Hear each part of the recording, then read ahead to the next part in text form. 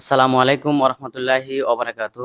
দেশ এবং প্রবাস থেকে এই মুহূর্তে যারা ভিডিওটি দেখছেন সবাইকে জানাই আন্তরিক শুভেচ্ছা। আমি এই মুহূর্তে আছি সিকুটিয়া গ্রামে হযরত মাওলানা আলহাজ কারি মোহাম্মদ আব্দুল খারিক হুজুরের সাথে।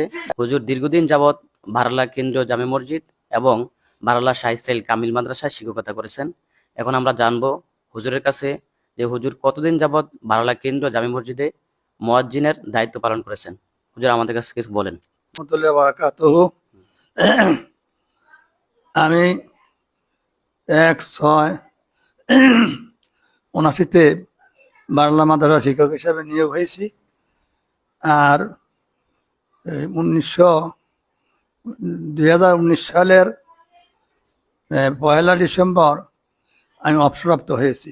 40 বছর 6 মাস বারাল্লা কামিল শাহ ইসরাইল কামিল মাদ্রাসা শিক্ষকতা করেছি এবং বারাল্লা শাহ ইসরাইল